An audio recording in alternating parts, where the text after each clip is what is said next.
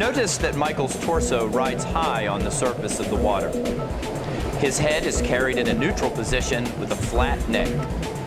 The breath is taken with minimal lift of the chin or tilt of the head.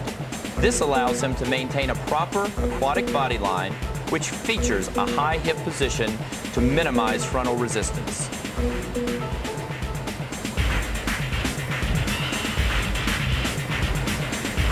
Michael's back and torso remain mostly horizontal through all phases of the arm stroke. Excessive vertical motion wastes energy and increases resistance. It is important to realize that at the top ranges of racing speed, minimization of resistance takes priority over increases in propulsive force.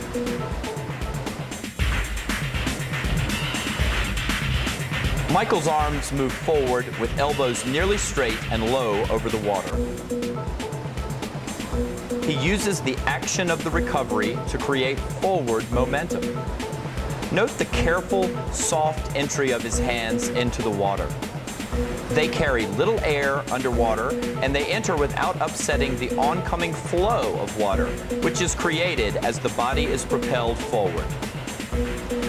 Michael transitions into the outsweep with minimal loss of velocity and quickly employs a high elbow catch position.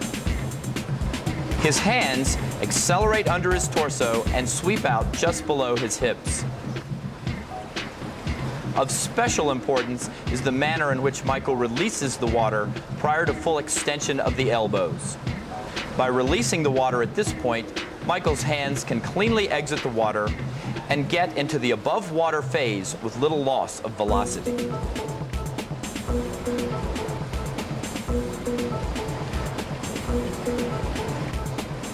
The primary goal is to maintain proper alignment of the head, torso, and lower body so as to minimize resistance and encourage the transfer of energy through muscle elasticity and coordination.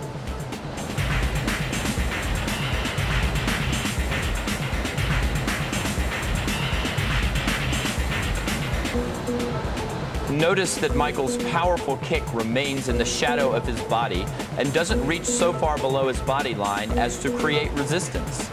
His feet pulse rhythmically and appear to hold water with remarkable effectiveness. They provide a point of balance and timing, which are the heartbeat of Michael Phelps' racing stroke.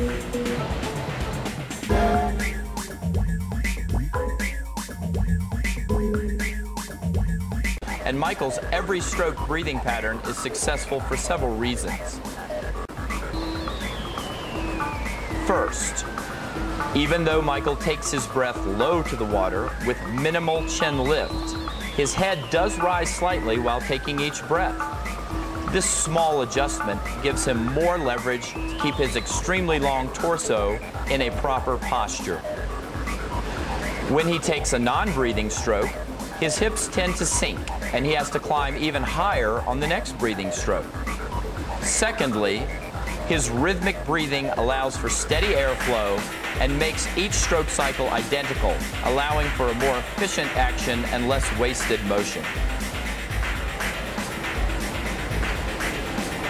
Michael takes his breath at the end of the arm stroke just before the hands exit the water. I like for Michael to remember that the head leads the hands. The head emerges for the breath before the hands exit the water, and the head submerges prior to the hand entry after the overwater phase. A common mistake made by swimmers is to hold the head up too long during the breath. This flaw destroys horizontal body position and upsets the timing of the arm stroke and the body dolphin. We often refer to the butterfly kick as the body dolphin to emphasize that the rhythmic action of the legs and feet find its origin in the body core. Kicking involves the torso as well as the legs and feet. Effective dolphin kicking is done with relaxed ankles, which hold the water and provide a point of balance and leverage for the swimmer. A continuous kicking action must be maintained so that the body remains correctly positioned on the surface of the water with hips near the surface.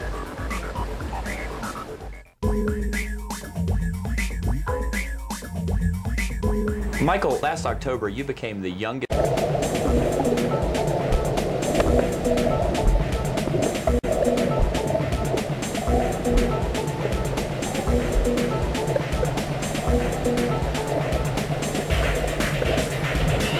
We have the non-swimming arm in front to promote a feel for the body line, and we ask him to breathe to the side so that the timing is more similar to normal butterfly swimming.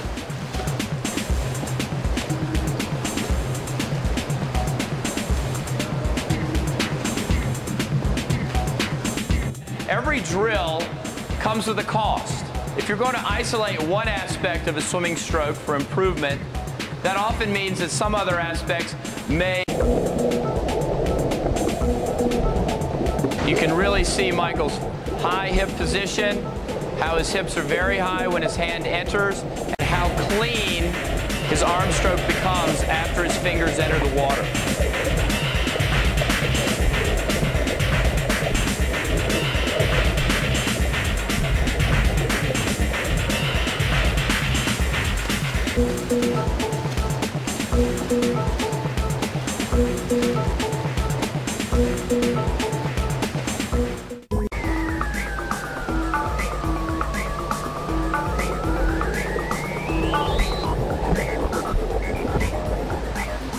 This drill can be done with elbows bent or straight. Michael prefers to do it with elbows bent so he can really work on his clean entry.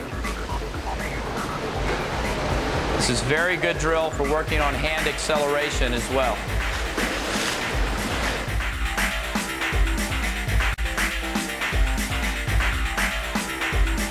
The final combination drill we'll do is a single-double drill, where Michael will take a single arm stroke followed by a double arm full stroke.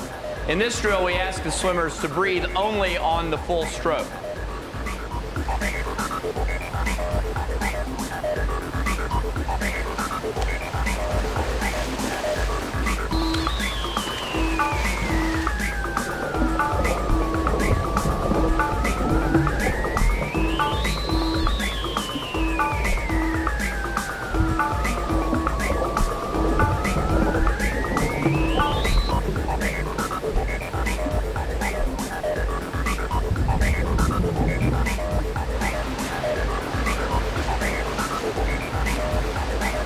Notice the nice steady rhythm that Michael uses in doing this drill. He's able to maintain very good consistency within the single and double arm strokes.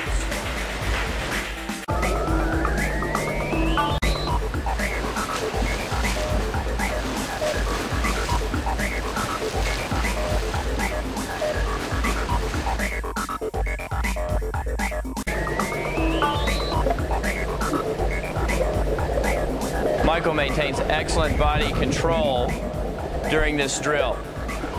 You'll see us challenging the large muscle groups, which are the prime movers in the pool. The large muscle groups are the chest, back, and legs. Medicine balls, abdominal work, pull-ups, push-ups, jumping, and other leg exercises are the foundation of our exercise program.